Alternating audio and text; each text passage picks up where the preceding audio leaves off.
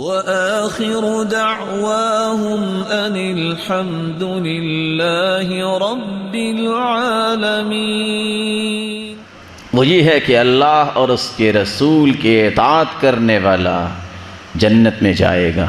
ارشاد ربانی ہے وَمَن يُطِعِ اللَّهَ وَرَسُولَهُ يُدْخِلْهُ جَنَّاتٍ تَجْرِي مِن تَحْتِهَا الْأَنْهَارُ۔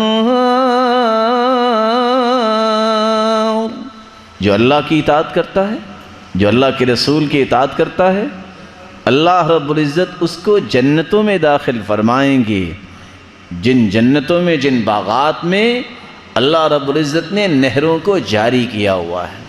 کون میرا بھائی ہے جو ہاتھ کھڑا کر کے یہ بتائے کہ مجھے اللہ کے رسول سے سچی محبت ہے؟ اللہ آپ کی اس محبت کو قبول فرما لے اور جنت میں اپنے پیارے پیغمبر کی رفاقت نصیب فرما دے۔ تین باتیں قرآن مجید کی کبھی نہ بھولیے گا۔ پہلی بات وَمَا كَانَ لِمُؤْمِنٍ وَلَا مُؤْمِنَةٍ إِذَا قَضَى اللَّهُ وَرَسُولُهُ أَمْرًا أَن يَكُونَ لَهُمُ الْخِيَرَةُ مِنْ أَمْرِهِمْ۔ اللہ کا فیصلہ جب قرآن کی شکل میں آ جائے اور اس کے رسول کا فیصلہ حدیث کی شکل میں آ جائے، کسی مومن مرد، کسی مومنہ عورت کے لیے گنجائش ہی نہیں کہ وہ ان فیصلوں کو چھوڑ کر اپنی رائے کو اختیار کرے۔ یہ قرآن کی آیت ہے نا، اس کا ترجمہ گھر جا کے پڑھیے۔ قرآن ہم سے مطالبہ کیا کر رہا ہے؟ دو فیصلے آ جائیں تو پھر انسان کے لیے گنجائش نہیں ہے جس کا ایمان ہے کہ وہ اپنی رائے کو نافذ کرے۔ اور آگے کیا فرمایا؟ وَمَن يَعْصِ اللَّهَ وَرَسُولَهُ فَقَدْ ضَلَّ ضَلَالًا مُبِينًا۔ جو اللہ اور اس کے رسول کی نافرمانی کرے گا، اس سے بڑھ کر دنیا میں کوئی گمراہ ہے ہی نہیں، واضح گمراہ۔ تو ایک مومن کی بات چل رہی تھی کہ وہ اللہ اور اس کے رسول کے فیصلوں کو مانتا ہے، یہی اطاعت ہے۔ کیسی اطاعت؟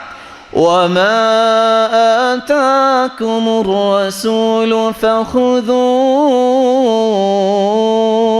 وَمَا نَهَاكُمْ عَنْهُ فَانْتَهُوا۔ اطاعت کا معنی بھی قرآن نے خود ہی بتا دیا ہے۔ جس بات کا حکم دے دیں اللہ کے رسول صلی اللہ علیہ وسلم، اس کو اختیار کر لو، اور جس بات سے روک دیں اس سے رک جاؤ۔ تم اطاعت کرنے والے ہو، یہی اتباع ہے، یہی سچی محبت ہے۔ اور اگر اللہ کے رسول کے فیصلے کو نہ مانا جائے، اگر اس کی بات کو فیصلہ کن بات نہ سمجھی جائے، نتیجہ کیا نکلتا ہے؟ غور کیجئے گا۔ اللہ تعالیٰ نے قرآن مجید میں اپنی عظمت اور کبریائی کی 3 جگہ پہ قسم اٹھائی ہے۔ بہت ساری چیزوں کی قسم اٹھائی ہے، لیکن اپنی جلالت کی قسم 3 جگہ اٹھائی ہے۔ ان میں سے ایک کیا ہے؟ فَلَا وَرَبِّكَ لَا يُؤْمِنُونَ حَتَّى يُحَكِّمُوكَ فِيمَا شَجَرَ بَيْنَهُمْ۔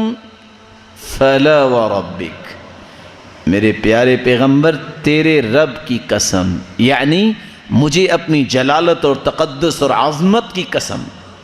قسم کیوں کھائی جاتی ہے؟ کسی بات کی اہمیت کو واضح کرنے کے لیے، اور اللہ کی بات تو بغیر قسم سے ہی واضح ہے، اور اس سے بڑی اہمیت کی حامل کوئی کلام ہے ہی نہیں۔ قسم کھانے کے بعد کیا فرمایا؟ لا یؤمنون حتی یحکموک فیما شجر بینہم۔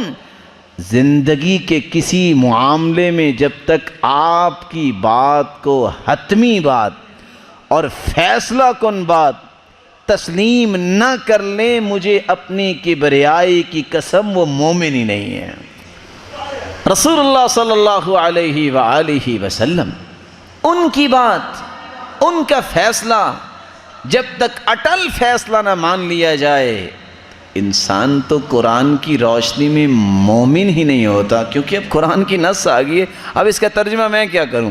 لا یؤمنون، فلا وربک لا یؤمنون، تیرے رب کی قسم اے میرے پیارے پیغمبر مومن ہی نہیں ہے۔